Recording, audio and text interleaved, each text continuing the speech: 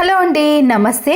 ఇడ్లీ పాత్రలో మీరు పూరీలు ట్రై చేసి చూడండి. ఎన్ని రోజులైనా మనము అప్పటికప్పుడు పూరీలు చేయాలంటే పూరి పిండి తడిపి మళ్ళీ వాటిని వేగించడం పెద్ద పనిలాగా అనిపిస్తుంది కదండి. అలాంటి పని ఏది లేకుండా ఒక్కరోజు మనము ముందుగానే ఇలా ప్రిపేర్ చేసుకున్నాం అనుకోండి, ఎప్పుడు మనము పూరీలు తినాలనిపించినప్పుడు వెంటనే గోలించుకుంటే సరిపోతుంది. మనము ప్రతిసారి పిండిని తడిపి పూరీలు చేయాల్సిన అవసరం లేదండి. ఇలా ఒక ఇడ్లీ పాత్ర ఉంటే ఎప్పుడు పూరీలు తినాలనిపించినా వెంటనే గోలించుకుంటే మనకి పూరీలు చేసే పని అనేది అస్సలకే ఉండదు. మొదటి యూస్ఫుల్ టిప్, ఇలాంటి ఇయర్ రింగ్స్ మనము చెవికి పెట్టుకున్నప్పుడు ఒక్కొక్కసారి చెవి అనేది దురదగా రావటం కానీ ర్యాషెస్ లాంటివి జరుగుతూ ఉంటుందండి. ఇలా మనము చెవికి పెట్టుకునే కమ్మకు మనం కొద్దిగా నెయిల్ పాలిష్ని అప్లై చేయాలి. ఇలా చేయటం వలన మనము చెవికి పెట్టుకున్నా కూడా ర్యాషెస్ కానీ దురద కానీ ఎన్ని రోజులు పెట్టుకున్నా కూడా మనకి అసలుకి అది గుచ్చినట్టు కూడా అనిపించదండి. అప్పుడు ఇలా సాఫ్ట్గా ఉంటుంది, ర్యాషెస్ రాకుండా ఎన్ని రోజులైనా కూడా మనము చెవికి ఇలాంటి ఇయర్ రింగ్స్ని పెట్టుకోవడానికి అవకాశం ఉంటుంది. ఏదైనా చిన్న బౌల్ని తీసుకొని గోరువెచ్చగా ఉన్న పాలును వేసుకోండి. దీంతోపాటు కోల్గేట్ పేస్ట్ ఉంటుంది కదండి, కొద్దిగా యాడ్ చేయండి. ఈ రెండు అనేవి మిక్స్ అవ్వడానికి టైం పడుతుందండి. అందుకొరకే మనం చేత్తో కానీ స్పూన్తో కానీ ఈ పాలల్లో బాగా మిక్స్ అయ్యేటట్టు కలుపుకోవాలి. చాలామందికి చేతులు కానీ కాళ్ళు కానీ ఇలా నల్లగా మచ్చలుగా తయారవుతాయి కదండి. అలాంటి వారు పాలు కోల్గేట్ పేస్ట్ని ఇలా మిక్స్ చేసింది మనము కాళ్ళకు కానీ చేతులకు కానీ ఒక వీక్లీ 2 times కానీ అప్లై చేయండి. ఇలా అప్లై చేయటం వలన కాళ్ళపై ఉండే నలుపు అనేది పూర్తిగా తగ్గిపోతుందండి. చాలామంది కాళ్ళకు నల్లగా ఉంటే అస్సలకే నచ్చదు కదా. అలాంటి వారు ఇలా కాళ్ళకు అప్లై చేశారనుకోండి, కొన్ని రోజులలోనే మన కాళ్ళపై ఉండే నలుపు అనేది పూర్తిగా పోయి మృదుగా తయారవటమే కాకుండా ఎలాంటి మచ్చలు అస్సలకే ఉండవండి. కాళ్ళు కూడా చాలా తెల్లగా కనిపిస్తాయి. ఇక్కడ రిజల్ట్ చూడండి. అప్లై చేసిన కాలికి అప్లై చేయని కాలికి చాలా తేడా కనబడుతుందండి. మీకు రిజల్ట్ కూడా వెంటనే వస్తుంది. వంటింట్లో ఇలాంటి కుండలు కానీ బిందెలు కానీ మనకి చూడడానికి కొద్దిగా ఇబ్బందిగా ఎవరైనా వచ్చినప్పుడు బాగుండదు అనుకున్నప్పుడు ఇలాంటి వేస్ట్గా ఉన్న టీషర్ట్స్ ఉంటాయి కదండి, ఇలా లోపటి భాగం నుంచి మనము మెడకు వేసుకుంటాం చూడండి. ఆ భాగాన్ని ఇలా కుండకు వేసేసి మిగతా భాగాన్ని మొత్తాన్ని కుండను కవర్ చేయాలి. ఈ హ్యాండ్స్ని కూడా మనము ముందటి సైడ్ కాకుండా వెనుక సైడు ఇలా కట్టేసామనుకోండి, చూడడానికి చాలా నీట్గా ఉంటుంది. అంతేకాకుండా మీరు వాటర్ కూడా చాలా త్వరగా చల్లగా కావాలన్నప్పుడు ఈ షర్ట్ని తడిపేస్తే కూడా మనకి ఈ కుండలోని వాటరు చాలా రోజుల పాటు చల్లగా ఉంటాయి. మరొక యూస్ఫుల్ టిప్, మన ఇంట్లో ఉండే డోర్ కర్టెన్స్ కానీ విండో కర్టెన్స్ ఏవైనా సరేనండి, చూడ్డానికి చాలా అందంగా ఒక ఫ్లవర్ మాదిరిగా రావాలి అంటే ఒక రబ్బర్ బ్యాండ్ని తీసుకొని వీడియోలో చూపించిన మాదిరిగా వేయండి. రబ్బర్ బ్యాండ్ని వేసిన తర్వాత ఇలా కుచ్చుల్ని మనము కింది నుంచి మీది వరకు ఇలా నీట్గా అన్నాం అనుకోండి, మనకి ఒక ఫ్లవర్ షేప్ అనేది వస్తుంది. కర్టెన్స్ని ఎప్పుడు ఒకేలా కాకుండా ఇంట్లోకి ఎవరైనా వచ్చినప్పుడు కానీ కర్టెన్స్ అనేవి అందంగా కనబడాలి అంటే ఇలా ఫ్లవర్ మాదిరిగా రావాలి అంటే రబ్బర్ బ్యాండ్ వేసామనుకోండి, మన కర్టెన్స్ కూడా చాలా అందంగా కనబడతాయి. మరొక యూస్ఫుల్ టిప్, చపాతి పిండి కానీ పూరి పిండి ఏదైనా సరేనండి, వాటిని తడిపేటప్పుడు ఇలా ఒక బౌల్లో మనము ముందుగా పిండిని వేసుకుంటాం కదా, దానికంటే ముందు వంట నూనెను ఇలా వేసి ఆ బౌల్ మొత్తానికి కూడా ఆయిల్ని అప్లై చేయాలి. ఇలా అప్లై చేసిన తర్వాత ఈ బౌల్లోకి మనము పూరి పిండిని కానీ గోధుమ పిండిని ఏదైనా తీసుకున్నప్పుడు ఇలా చేత్తో వేస్తాం కదండి, అప్పుడు చేతికి మొత్తం కూడా పిండి అనేది ఇలా అంటుకుంటుంది. దాంతో కాకుండా ఇలా వీడియోలో చూపించిన మాదిరిగా మనము ఈ విస్కర్ని తీసుకొని మనము ఏ పిండిని అయితే తీసుకోవాలనుకుంటున్నామో ఆ పిండిలోకి దీన్ని పెట్టేసి ఇలా బౌల్లోకి తీసుకున్నామనుకోండి, మన చేతిలోకి ఏ పిండి కూడా అస్సలకి అంటుకోదు, చేతులు కూడా చాలా ఫ్రెష్గా ఉంటాయి. ఇలా చేయటం వలన మనకి పని కూడా చాలా వరకు తగ్గిపోతుంది. మళ్ళీ క్లీన్ చేసుకోవాల్సిన పని ఉండదు, తుడుచుకోవాల్సిన పని కూడా ఉండదు. ఇలా గోధుమ పిండిలో కొద్దిగా ఉప్పును వేసినాక వేయించిన రవ్వ ఉంటుంది కదండి, గోధుమ రవ్వ, దాన్ని వేయటం వలన పూరీలు అనేవి చాలా టేస్టీగా ఉంటాయి, పొంగుతూ వస్తాయి. ఇప్పుడు వాటర్ని కలిపేసి మనము ముద్దలాగా తడుపుకోవాలి. ఇలా చేయటం వలన పూరి పిండి అనేది చాలా సాఫ్ట్గా వస్తుంది. ముందుగానే మనము ఈ గిన్నెకు ఆయిల్ని అప్లై చేసాం కదండి, దీనివల్ల ఈ గిన్నెకు పిండి అనేది అస్సలకే అతుక్కోదు. మనం క్లీన్ చేసేటప్పుడు కూడా చాలా సులువుగా ఉంటుంది. ఇలా పూరీలన్నీ కూడా చేసిన తర్వాత ఇడ్లీ పాత్ర ఉంటుంది కదండి, ఈ ఇడ్లీ పాత్రలో ముందుగానే ప్రిపేర్ చేసుకున్న పూరీలు ఉన్నాయి కదండి, మీకు పూరీలు అనేవి ఎన్ని పడితే కూడా అన్నీ ఈ ఇడ్లీ పాత్రలో పెట్టేసుకోండి. నేనైతే ఇక్కడ పూరీలు చాలా పెద్దగా చేశానండి. మీరు కావాలంటే ఇడ్లీ పాత్ర ఏ సైజులో ఉందో దాని మాదిరిగా చేసుకున్నా కూడా కరెక్ట్గా ఉంటాయండి. నేనైతే ఇక్కడ 4కు బదులుగా 3 పూరీలను మాత్రమే పెడుతున్నానండి. తర్వాత స్టెప్ బై స్టెప్ ఇలా మీరు ఎన్ని పూరీలు చేసుకుంటే అన్ని పూరీలను ఇలాగే పెట్టేసుకోవాలి. పూరీలన్నీ పెట్టేసుకున్న తర్వాత ఇడ్లీ పాత్ర అడుగు భాగాన మీరు ఇడ్లీకి ఎలా అయితే వాటర్ వేసారో అలాగే ఆ వాటర్ని వేసేసి మనం పెట్టిన పూరీలన్నిటినీ కూడా ఈ ఇడ్లీ పాత్రలో పెట్టేసి ఆవిరికి మనము ఉడికించుకోవాలి. నేనైతే ఇక్కడ హై ఫ్లేమ్ కాకుండా మీడియం ఫ్లేమ్ పెట్టి ఒక 10 to 15 minutes పాటు ఇలాగే ఉడికించేసానండి. ఇప్పుడు మనము ఇడ్లీ పాత్రలో పెట్టిన పూరీలన్నిటినీ కూడా తీసుకోవాలి. ఇప్పుడు చాలా వేడిగా ఉంటాయండి, ఒక్కొక్కసారి అతుక్కునే అవకాశం కూడా ఉంటుంది. కాబట్టి కొద్దిగా చల్లారిన తర్వాత తీసారనుకోండి, మీకు విడివిడిగా ఎన్ని పూరీలైనా చాలా సింపుల్గా వచ్చేసాయి. ఇక్కడ పూరీలు అనేవి సైజులో కొద్దిగా ఎక్కువగా అయినాయి కాబట్టి మీకు పూరీలు ఇలా ఉన్నాయి. కానీ ఇడ్లీ పాత్ర ఉన్న సైజులో చేశారనుకోండి అన్నీ కూడా కరెక్ట్గా వస్తాయి. చూసారు కదండి, మనం పెట్టిన పూరీలన్నిటినీ కూడా ఇలా వెంటనే తీసేయండి. మనము ఇడ్లీ పాత్రలో పూరీలను ఎందుకు ఉడికించుకున్నామంటే ఇవి ఆవిరికి ఉడుకుతాయి కాబట్టి మనము ఎన్ని రోజులైనా స్టోర్ చేసుకోవచ్చండి. ఎప్పుడంటే అప్పుడు పిండిని తడిపేసి మళ్ళీ చేయాల్సిన పని ఉండదు. ఎప్పుడైనా మార్నింగ్ టైంలో మనం ఇలా ఒక్కసారి చేసామనుకోండి, నైట్ ఈవినింగ్ టైంలో వెంటనే మనము గోలించుకోవచ్చు. లేదా ఒక 2-3 days పాటు వీటిని ఏదైనా ఇలా గాలి తగలని చోటు మనం ప్రదేశంలో పెట్టేసామనుకోండి, కవర్లో కానీ ఏదైనా బాక్స్లో పెట్టి ఫ్రిడ్జ్లో స్టోర్ చేసుకున్నాం అనుకోండి, మనము ఎప్పుడైనా సరేనండి పూరీలు తినాలనిపిస్తుంది అన్నప్పుడు వెంటనే వీటిని గోలించుకున్నాం అనుకోండి, పూరీలు అనేవి రెడీ అయిపోతాయి. ఇవి ఆవిరికి ఉడికించుకున్నాం కాబట్టి ఎన్ని రోజులైనా స్టోర్ చేసుకోవచ్చండి. అప్పటికప్పుడు పూరీలు చేయాలంటే పెద్ద పనిగా అనిపిస్తుంది కదా, అలాంటి వారు ఇలా వెంటనే స్టోర్ చేసుకొని మనం తినాలన్నప్పుడు వీటిని గోలించుకున్నాం అనుకోండి, మన పని అనేది చాలా ఈజీగా అయిపోతుంది. ఇప్పుడు వీటిని మీకు డీప్ ఫ్రై చేసి కూడా చూపిస్తానండి. చాలా పొంగుతూ సాఫ్ట్గా వస్తాయి. అస్సలకే ఈ పూరీలు అనేవి పాడవండి. బ్యాచిలర్స్ కానీ ఎప్పుడైనా పూరీలు ఇలా ఒకేసారి చేసి పెట్టుకున్నారనుకోండి, ఎప్పుడంటే అప్పుడు ఈజీగా డీప్ ఫ్రై చేసుకోవచ్చు. మన పని కూడా చాలా సులువుగా అయిపోతుందండి. చూసారు కదండి, ఇవి చాలా సాఫ్ట్గా వస్తాయి. మీరు ఎన్ని రోజులైనా స్టోర్ చేసుకోవచ్చండి. ఫ్రిడ్జ్లో పెట్టుకున్నారనుకోండి చాలా రోజుల పాటు ఫ్రెష్గా ఉంటాయి. ఇవి త్వరగా వేగుతాయి. ఆయిల్ని కూడా అస్సలకే ఎక్కువగా పీల్చుకోవద్దండి, ఎందుకంటే మనము ఆవిరికి ఉడికించుకున్నాం కదా, ఆయిల్ కూడా చాలా తక్కువగా పీల్చుకుంటుంది. ఇలా ఆయిల్ తక్కువగా తినేవారికి కానీ లేదా మనము పని అనేది చాలా వరకు తగ్గిపోవాలంటే ఈ టిప్ అనేది చాలా బాగా యూజ్ అవుతుంది. పూరీలన్నీ కూడా డీప్ ఫ్రై చేసిన తర్వాత చూడండి మృదువుగా ఉంటాయి.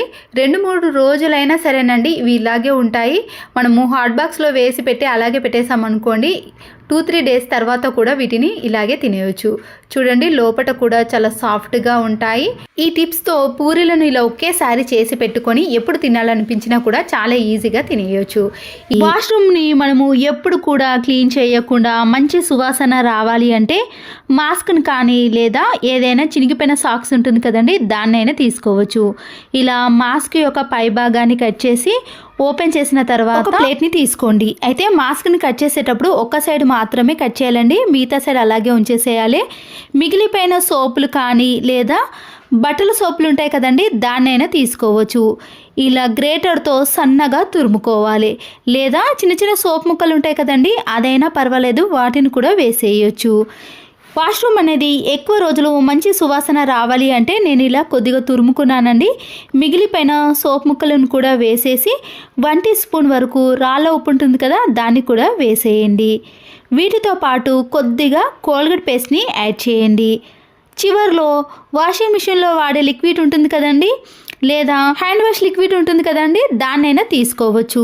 ఈ రెండిట్లో ఏదో ఒకటి కొద్దిగా మిక్స్ చేసేయండి. ఇవన్నీ వేయటం వలన వాష్రూమ్లో నుంచి బ్యాడ్ స్మెల్ అనేది అస్సలకే రాదండి. అంతేకాకుండా ప్రతిరోజు క్లీన్ చేయాల్సిన పని కూడా ఉండదు.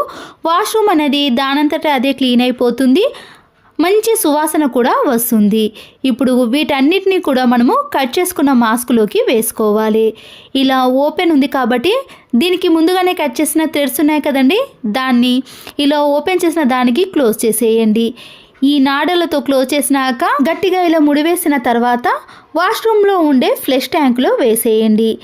ఈ ఫ్లష్ ట్యాంకులో ఈ మాస్క్ అనేది కింద వాటర్కి తగిలే విధంగా వేయాలి, లేదా పూర్తిగా దాంట్లో వేసినా పర్వాలేదు. కోల్గేట్ పేస్ట్ని మనము లిక్విడ్ని వేయటం వలన వాష్రూమ్ అనేది దానంతటదే క్లీన్ అయిపోతుంది. ప్రతిసారి ఫ్లష్ని ఆన్ చేసిన వెంటనే కూడా బాత్రూమ్ అనేది క్లీన్ అవ్వటమే కాకుండా మంచి సువాసన అనేది వస్తుంది. ఇలా వాష్రూమ్ని మనము ఎన్నిసార్లు ఫ్లష్ని ఆన్ చేసినా కూడా ఇదే పద్ధతిలో క్లీన్ అయిపోతుంది. ఇది ఒక 15 to 20 డేస్ పాటు వాష్రూమ్లో క్లీన్ అవ్వటమే కాకుండా మంచి సువాసన అనేది వస్తుందండి. ప్రతిరోజు క్లీన్ చేయాల్సిన పని కూడా ఉండదు. గోడల పైన స్కెచ్ పెన్లు కానీ, పెన్స్ కానీ, కలర్ పెన్స్, లిప్స్టిక్ ఏదైనా సరేనండి, ఇలా గోడల పైన పిల్లలు రాసినప్పుడు ఆ మరకలు అనేవి అస్సలకే పోవు కదా. అలాంటి టైంలో కోల్గేట్ పేస్ట్ ఉంటుంది కదండి, దాన్ని కొద్దిగా అప్లై చేయండి. తరువాత చేత్తో ఎక్కడి వరకు అయితే రాసి ఉన్నాయో అక్కడి వరకు కోల్గేట్ పేస్ట్ని ఇలా బాగా అప్లై చేయాలి. ఇలా ఒక 2-3 టైమ్స్ పాటు బాగా రుద్దేసిన తర్వాత మన ఇంట్లో వేస్ట్గా ఉన్న టూత్ బ్రష్లు ఉంటాయి కదండి, పాడైపోయినవని వేస్ట్ అని పడేస్తాం, కానీ ఆ బ్రష్ని తీసుకొని ఎక్కడైతే మనము కోల్గేట్ పేస్ట్ని అప్లై చేసామో ఆ ప్లేస్లో ఇలా బ్రష్తో బాగా రుద్దేసేయండి.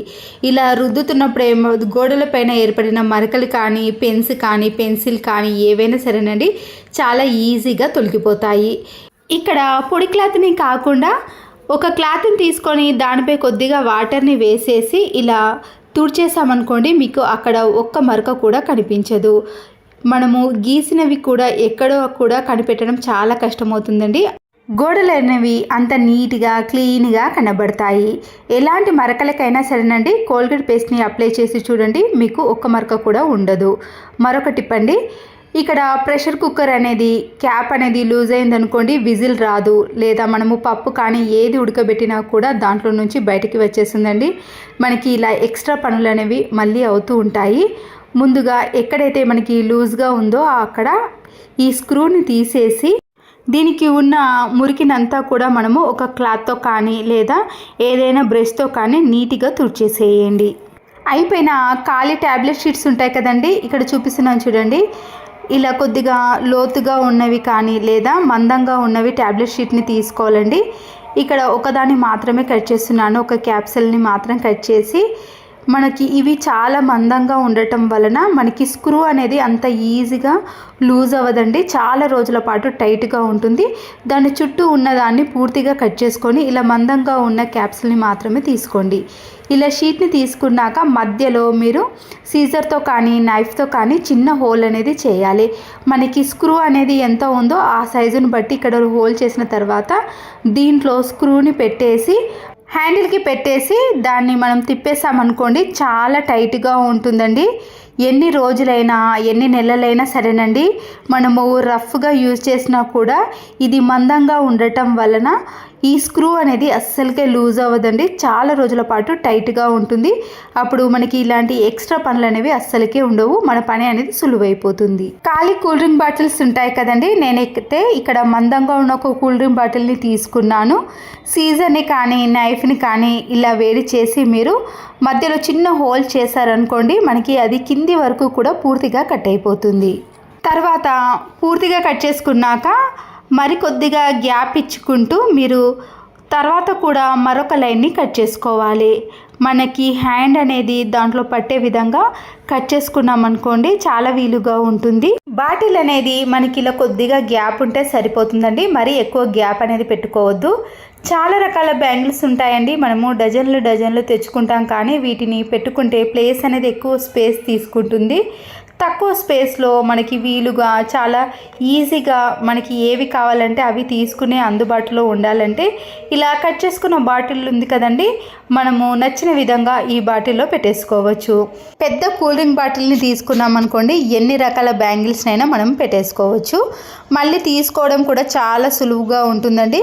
మీకు సైడ్లో కొద్దిగా రఫ్గా ఉందనుకోండి, మీరు నైఫ్ని వేడి చేసి అక్కడ కొద్దిగా స్మూత్గా అనేసారనుకోండి, మనము చేయి పెట్టి తీసుకున్నా కూడా మనకి ఎలాంటి ఇలా గీతలు కానీ రఫ్గా కానీ అస్సలకే అనిపించదు.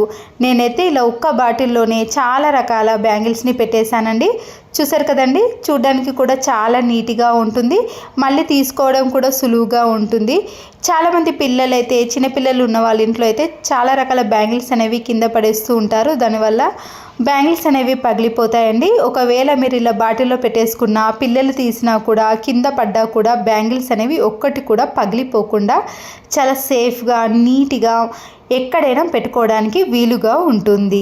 ఎన్ని బ్యాంగిల్స్కి అయినా సరేనండి, ఒక్క బాటిల్ ఉంటే సరిపోతుంది. మరొక టిప్ అండి, ఒక చిన్న బౌల్ని తీసుకొని దాంట్లో 1 టీ స్పూన్ వరకు నేను శనగపిండిని వేసుకొని 1/2 టీ స్పూన్ వరకు పసుపును వేసుకొని, మీరు ఇక్కడ మిల్క్నైనా తీసుకోవచ్చు, నేనైతే ఇక్కడ వాటర్ని తీసుకుంటున్నానండి డైరెక్ట్గా. ఇప్పుడు ఈ రెండింటిని బాగా మిక్స్ చేయాలండి. శనగపిండి అనేది ఉండలు కడుతుంది కాబట్టి ఎక్కడ ఉండలు లేకుండా కలుపుకోవాలి. ఇది మరీ గట్టిగా అనిపిస్తే కొద్దిగా వాటర్ని వేసుకొని ఇలా లూజ్గా చేసేయండి. ఇలా పూర్తిగా కలిపేసిన దాన్ని మీరు ఫేస్కి అప్లై చేయండి. ఎంత గ్లో వస్తుందంటే, మీరు ఎన్ని డబ్బులు ఖర్చు పెట్టినా కూడా ఆ గ్లో అనేది మీరు బ్యూటీ పార్లర్లకు వెళ్ళినా కూడా రాదండి, అంత గ్లో అనేది వస్తుంది. అంతేకాదండి, చాలామందికి అవాంఛిత రోమాలు అనేవి ఉంటాయి కదా ఫేస్ పైన, లిప్స్ పైన ఇలా ఎక్కువగా అవాంఛిత రోమాలు ఏర్పడినప్పుడు మీరు ప్రతిరోజు శనగపిండితో అప్లై చేశారనుకోండి, ఆ అవాంఛిత రోమాలు అనేవి తొలగిపోతాయి. అంతేకాకుండా ఫేస్ అనేది చాలా నీట్గా గ్లో అనేది ఎక్కువగా కనిపిస్తుందండి. మీరు ఫంక్షన్స్కి కానీ పండగలకి కానీ ఎక్కడికైనా వెళ్ళినప్పుడు దీన్ని అప్లై చేసి తర్వాత రెడీ అయ్యారనుకోండి, ఎంత గ్లో వస్తుందో మీరు కూడా అస్సలకే ఊహించలేరండి, అంత బాగా ఉంటుంది. నేను ఇక్కడ చేతిపైన అప్లై చేసిన తర్వాత ఒక 5 మినిట్స్ మాత్రమే పెట్టేసుకున్నానండి. మీరు టైం ఉంటే ఒక 10 to 15 మినిట్స్ పూర్తిగా ఆరిపోయేంత వరకు కూడా ఫేస్ పైన అలాగే పెట్టేసుకోవాలి. ఇప్పుడు ఆ చేతికి ఈ చేతికి మీకు డిఫరెంట్ అనేది ఖచ్చితంగా కనిపిస్తుందండి. చూసారు కదండి, నేనైతే ఇక్కడ ఒక 5 మినిట్స్ మాత్రమే ఉంచేసి తర్వాత పొడి క్లాత్తో క్లీన్ చేశాను. శనగపిండి పసుపు పెట్టిన తర్వాత మీరు ఎలాంటి సోప్ కూడా యూజ్ చేయాల్సిన పని లేదండి, మీకు అంత గ్లో వస్తుంది. సోప్ కంటే కూడా ఇది న్యాచురల్గా మీరు ఇంట్లోనే ప్రిపేర్ చేసుకొని ప్రతిరోజు మీరు ఫేస్ని ఎన్నిసార్లు వాష్ చేసుకుంటే అన్నిసార్లు మీరు అప్లై చేశారనుకోండి, చాలా త్వరగా గ్లో అనేది వస్తుంది. బయటకి తీసుకెళ్ళే ఇలాంటి లగేజ్ బ్యాగులు ఉంటాయి కదండి, ఒక్కొక్కసారి మనం లాక్ వేయడం మర్చిపోతాము. బయటకి ఎక్కడికైనా తీసుకెళ్ళినప్పుడు బ్యాగ్ని అలాగే పెట్టేసామనుకోండి, ఎవరైనా జిప్పు తీసారనే భయం ఉంటుంది కదా, అలాంటి టైంలో ఇలాంటి పిన్నిస్ ఉంటుంది కదండి, ఆ పిన్నిస్ని పెట్టేసామనుకోండి, ఎవరైనా సరేనండి అంత ఈజీగా ఈ జిప్ని తీసే అవకాశం అనేది అస్సలకే ఉండదండి. మనము ఇలా జిప్ని లాగినా కూడా ఒక దిక్కు అది ఓపెన్ అయినా మరొక దిక్కు ఇలా లాక్ అవుతూనే ఉంటుందండి. తీసే అవకాశం అనేది ఎవరికీ ఉండదు. మనము సేఫ్గా ఎక్కడైనా బ్యాగ్ పెట్టాలన్నా లేదా మనం పట్టుకునేటప్పుడు ఎవరైనా తీస్తున్నారనే భయం ఉన్నప్పుడు ఇలా పిన్నిస్ని పెట్టేస్తే సరిపోతుంది.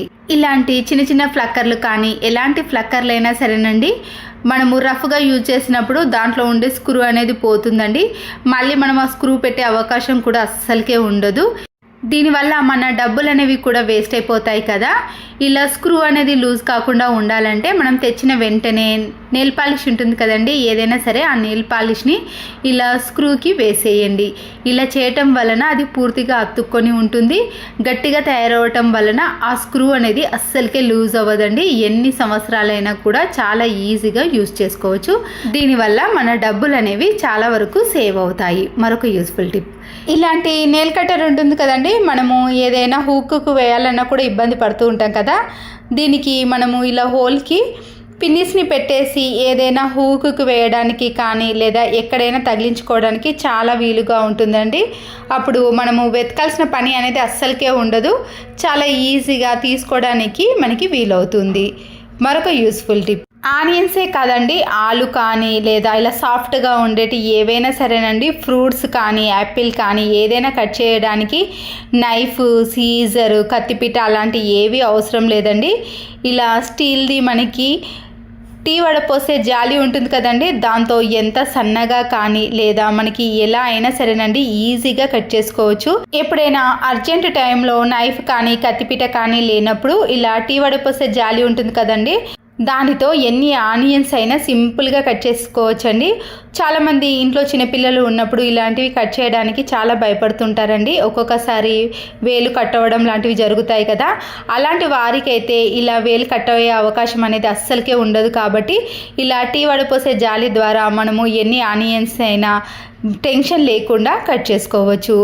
అంతేనండి, చూసారు కదండి, ఇలాంటి టిప్స్ అనేవి మనకి రియల్ లైఫ్లో ఖచ్చితంగా యూజ్ అవుతాయి.